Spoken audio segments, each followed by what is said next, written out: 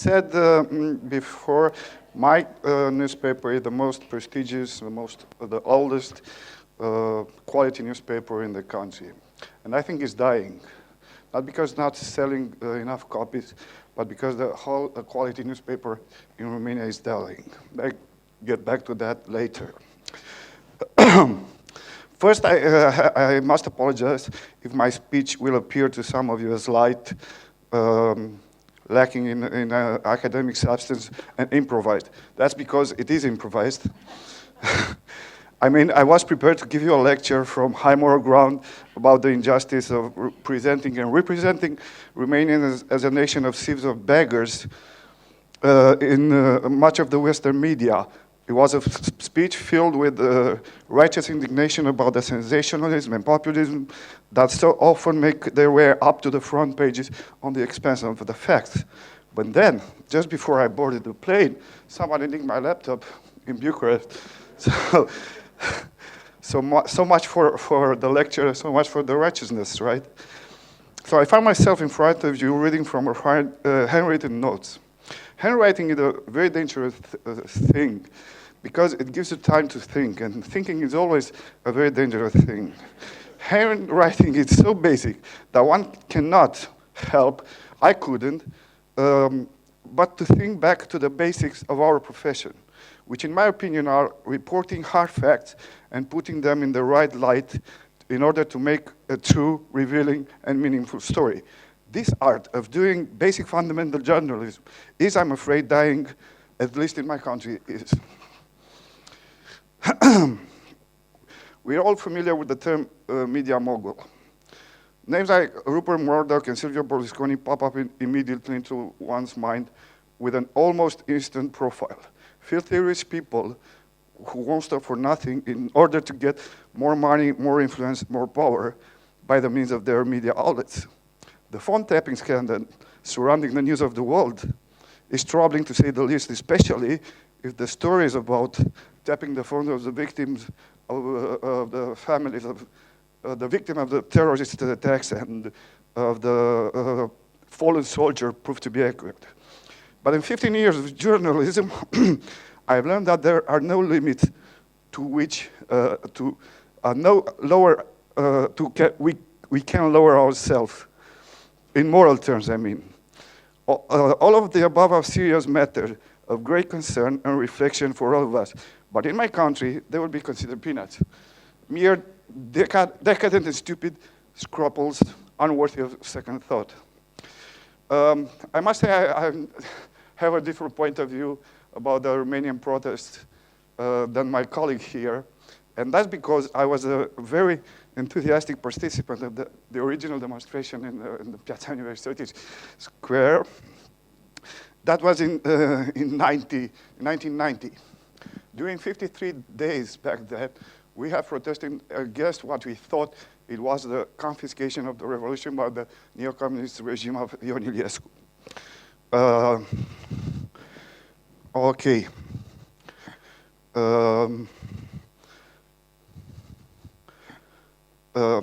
Back then, there were only one opposition newspaper, that was mine, and one single TV station, that was the public TV station, was so biased and manipulative that nothing good came out of there. So we asked for private, independent TV station that can act as a balance to the public TV station. What can I say is that was holy naivete. Of course, needless to say, things didn't go quite our way. Mr. Iliescu called his personal militia, the miners, who will ransack the opposition party headquarters, beat to a pulp every single intellectual-looking man or woman walking down the street, making random arrests with the assistance of the police and the prosecutors. And, they have destroyed the newsroom of the Romania Liberă and actually blocked the newspaper to appear for 3 days. So why am I telling you these old stories? Well, because we got one thing for that protest. We got TV station, news TV station in Romania, and a lot of them. Today, we have precisely 8 news TV stations in Romania. That's right, 8. It's more than any other country in Europe, I believe. One might think that the Romanians are crazy for their news, that they love to stay in tune, in touch. Well, not so fast. Only 51% turned out to the ballot boxes in the 2009 presidential election. Only 34 turned out for the parliamentary election in 2008. 52%, if my memory serves well, believe that the world is flat, and almost 2/3 think that it was better under the communist regime. And trust me, it was as bad as one can tell. On the other hand, around 75% of the Romanians say their main source of information is the TV. So with 8 news TV stations, without counting the other generalist one, which have their own news program, one might think that the Romanians are well informed, tuned to what's happening in the country and in the world. So again, not so fast. Something is not right in this picture. You cannot have so many news TV and such an ignorant people. So what is going on here? Brief, the so-called news TV stations are not news TV stations at all. First, they hardly do news. From a 24-hour program, they have less than 10% of news program and less of 1% of news of their own making. Okay, liberals in America hate Fox News by default, and conservatives hate MSNBC because they are perceived as biased. Come to Romania and you see bias taken to another levels. But if they're not doing news, what are they doing? Simply put it, political and economical pressure for the benefit of their owners, the media moguls. One of them, for example, Mr. Ovidiu Vântu made this point very bluntly in the conversation he had with 2 of his most senior associates. One a very well-known journalist. There is no such thing as a freedom of the press in my holding, Mr. Vântu proclaimed. Every employee has to understand that he or she is here to serve the business interests of the owner, period. End quoting. We know this conversation took place because it was leaked by the office of the prosecutor of the National Anti-Corruption Directorate, who are investigating Mr. Vântu for running a Ponzi scheme in the late 90s, which left tens of thousands of people without their life savings. Today, Mr. Vântu is doing some time in jail for threatening a business partner with death. His TV station has split in 2, and now we have 2 of the same kind. Or take another case, Mr. Dan Voiculescu, who owns 4 TV channels, one of them, of course, a TV channel, a news channel.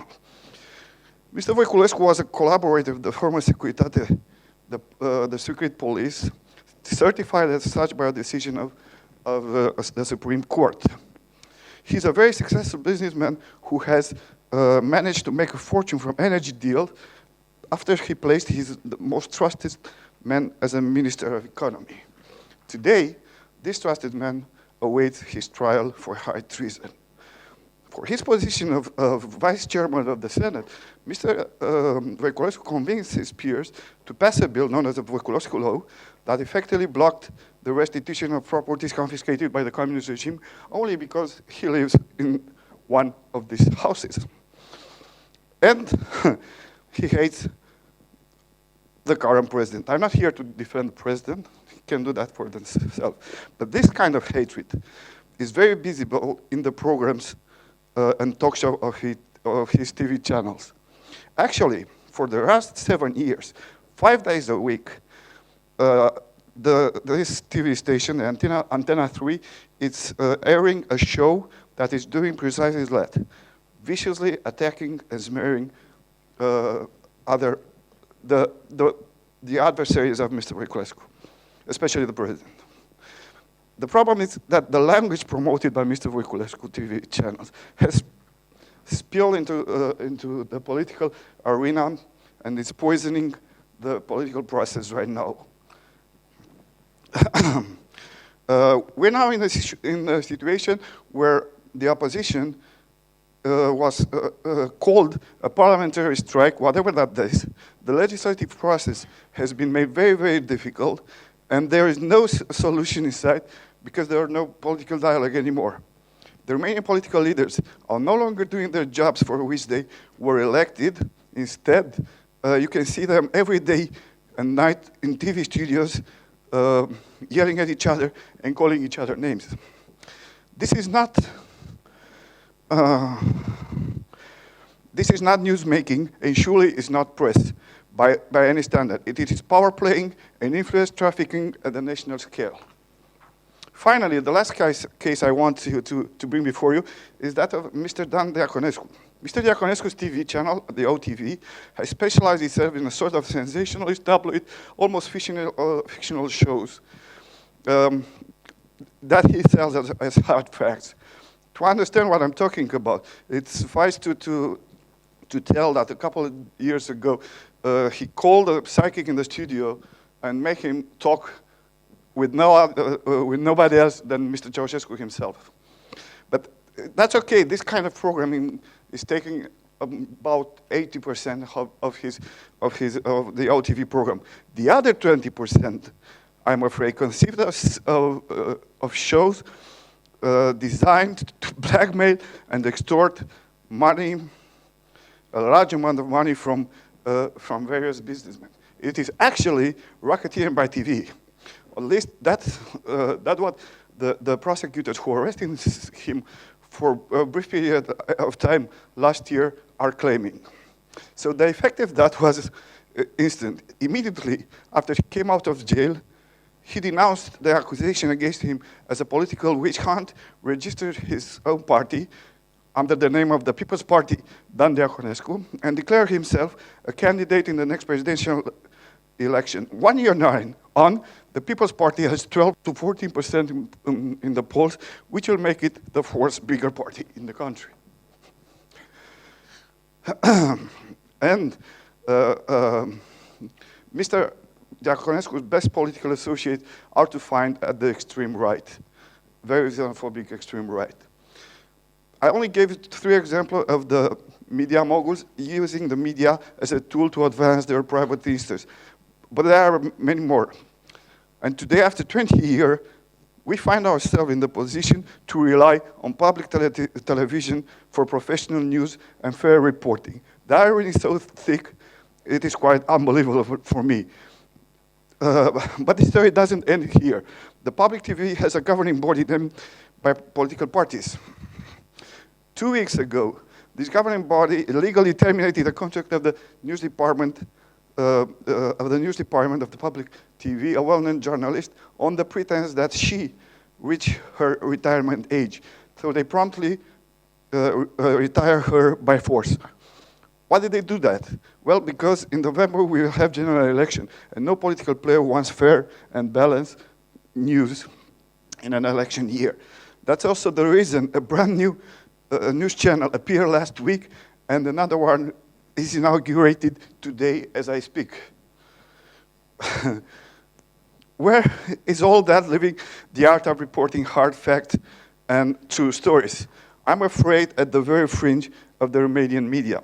There is no market for fairness and good reporting, and that's why a few outlets that are still sticking to their principle of of sound journalism are dying. Thank you very much, and please forgive my poor English. Thank you very much for your lecture, Mr. Cimpeanu. Now we have time for a couple of questions very quickly. Thank you very much. That was really amazing. I wrote it yesterday. It's great. I should go back to handwriting. A couple of questions. First, just how old was that woman? What was the mandatory retirement age for television? I mean, 54 or 56. Oh my something. golly, it's worse than marriage. Yeah. Okay, there is no mandatory, but they kick you out anyway. And the other thing that I wanted to ask was, and of course now it's left me, so I should have written it down. This is a grim picture that you're painting. It is. I'm sorry. But what would you say is the answer then if the public I television... don't know what the answer is, because everybody who should control this kind of media is not doing his job. I mean, there is a so-called national audiovisual committee, but look, last week, I think, one of Mr. Voiculescu's TV showed a small film with the former prime minister naked. I mean, the guy was yes, he was in a private locker room, in a private spa, and there was a very small film with his body. And they run it by, I think, 2 hours, non-stop. There was absolutely no public interest in there, but they made out a matter of national interest of the buttocks of the former prime minister. And the only penalty they received was a 10-minute interruption by this council, who's also named political.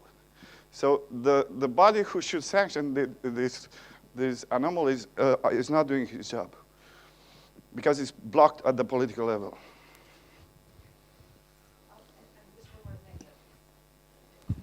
You said, I want to make sure I heard this right. 52% of Romanians think the Earth is flat? I think so, yeah. Where did you get that number? I think it was a Soros review made of last year, I think. Yeah, maybe the same ones who were looking at the buttons. Okay, last question. You weren't here for the Tuesday, but a lot is coming up about the Arab Spring, and a lot of it's coming up a year later about how some things people thought might happen positively in some of the countries is not happening as it is. You were in opposition before the major change. Yes, I was. Yes. Could you, this isn't about the media, this is about your society. How did you go from what was a very bad situation, as you said, before you got rid of the old president, to the present situation? What was the major failure from once you gained your freedom from tyranny to end up in this situation? I think I think there are more factors to play here, but basically I think we are still a very backward society in which only a small percentage of people were determined to serve the democracy and the rule of law. Because we have many people that are living in rural areas, a lot, and poorly educated, and without lacking any interest in civil matter, in civil questions. So that, I think, is how this deterioration of the situation happened. Okay, thank you very much again, Mr. Cimpeanu.